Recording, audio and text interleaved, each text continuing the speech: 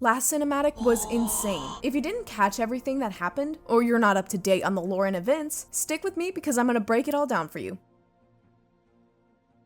We start with a crazy race between Xin Zhao and Yunara as they try to stop the awakening of Zahin. During the first time, we hear a conversation happening between Zahin and Xin Zhao. At first, a lot of people thought this was happening during the fight against Otacon, but nope, it only happens a little later, although that was intentional. And since we're talking about Zahin, let's talk about his appearance as a mortal, since that shows up a bit later in the animation. A bunch of folks were confused, since they wondered why he showed up looking human, instead of his ascended bird form. Well, I think there's something interesting going on here. Many ascended lose little bits of their humanity when they ascend. They even see themselves like gods, or total superior beings. It makes sense, right? I mean, they don't age anymore, they've got nearly divine powers, and it's kind of funny when you think about it. Like, we know that Aurelian Soul's cosmic magic is pulled in and channeled by the solar disk, and redirected into the person who's going through the ascension ritual. But could it be that in that whole process, part of their human personality is stripped away, and that's why Ascended often have massive egos? Just a thought, but it would be wild. In Zahin's case, I don't think the whole superiority thing happened. Just look how he acted during the comic The Truth. He was super humble and showed a ton of respect for the Kinku Order and the people of Ionia. He even kneeled and bowed his head when he was judged by the Eye of Twilight back then. And for many Ascended and Darken, if a human dared to look them in the eyes, well, that was pretty much death. Anyways, the community still thinks it's hilarious that mortal Zahin reminds them of the handsome Squidward meme, but it has nothing to do with that. That's probably just the older crowd messing around. Also, people now say he looks like Vision from the MCU. Anyway, moving on. Otacon grabbed the glaive and started secreting that evil essence from his body to bind with the weapon, just like his current in-game form. But if you back up a bit, you'll notice that the arm that's holding the glaive is shaking uncontrollably. It looks like Otacon's trying to use his own magic to contain or maybe suppress the influence of the darkened weapon, even though I'm pretty sure that Zahin wasn't going to try and possess him. Maybe Zahin was trying to force Otacon to drop him, I don't know. Anyway, then we got an appearance of LeBlanc and an awesome fight where Yunara tried to contain Otacon with an Ionian spirit while Xin Zhao shielded her from LeBlanc's attacks. We got to see an epic moment where the Petricite spear drank in LeBlanc's magic and kept her from spearing Yunara, which was kinda wild. Unfortunately, the Ionian duo couldn't hold off LeBlanc forever. They got knocked down, wounded, and everything looked lost, until Xin Zhao grabbed the glaive and became Zahin's new host. A lot of people theorized that something like this would happen, but most people thought it would probably come out as a legendary skin or ultimate, or even some ultra expensive gacha thing. Personally, I thought Xin Zhao was just gonna use Zahin to fight Otacon and then take him back to Demacia, where that deal with the Petricite body via the Duran family would play out. But nope, that's not what happened. His gray look has nothing to do with Petricite.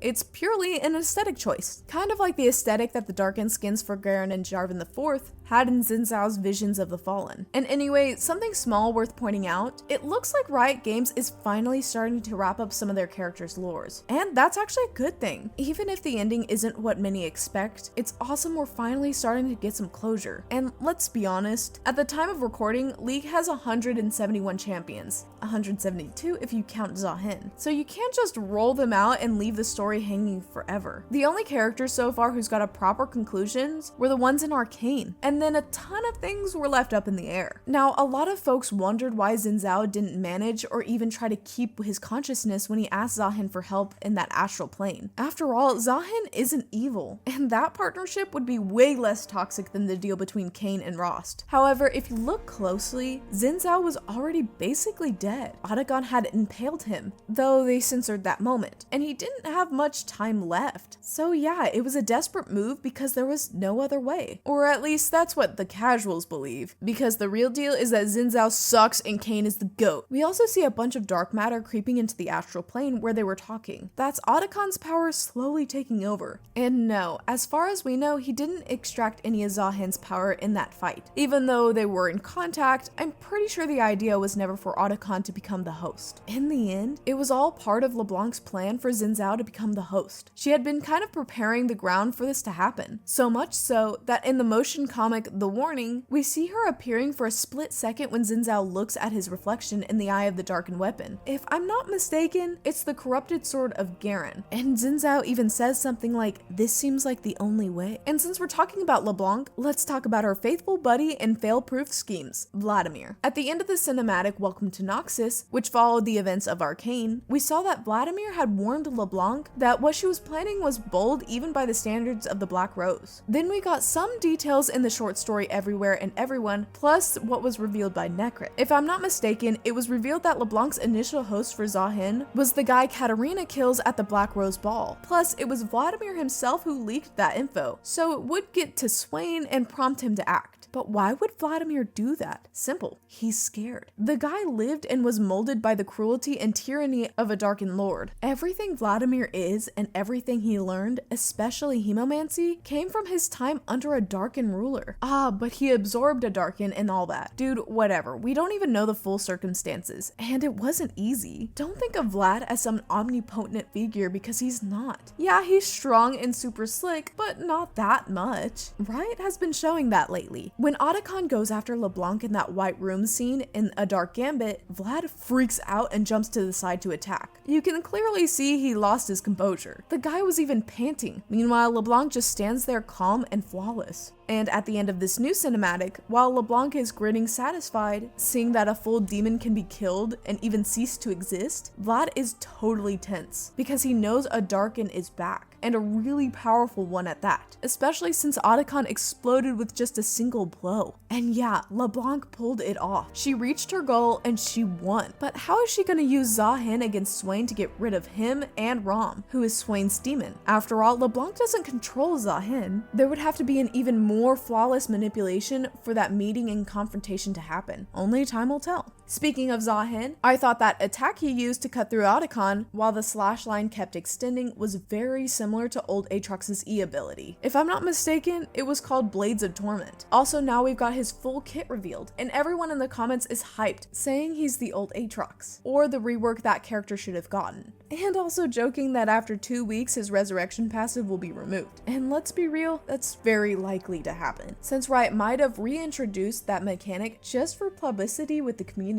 As for his lane, well, thank God, it's basically confirmed that he's not going to be a support. At least it doesn't look like it when you check his skills. Looking at his kit, and also from a lore perspective, I think he'll follow the same path as Xin Zhao, i.e. jungle, and maybe top as well. Folks who were waiting for him to be a support got screwed. People kinda got pissed, but what can they do? Go around warding? Zahin will be released in patch 25.23, which comes out on November 19th. This is his splash art, and his launch skin will be Immortal Journey, where he is reimagined as a dragon lord. Now, about the last scene, we'll see. The wall of that white room where LeBlanc is painting with magic, the figure on the right is Rom, who's the demon of secrets, that's with Swain. But what about the one on the left? Necrit in his video says that if you flip the image, it looks like a tower or something. Is that a clue to connect with the next season in Demacia? Or maybe is that just a drawing of a temple where Zahin was sealed? Leave in the comments what you think. And while you're down there, hit the like, subscribe to the channel, consider becoming a member, and check out our store.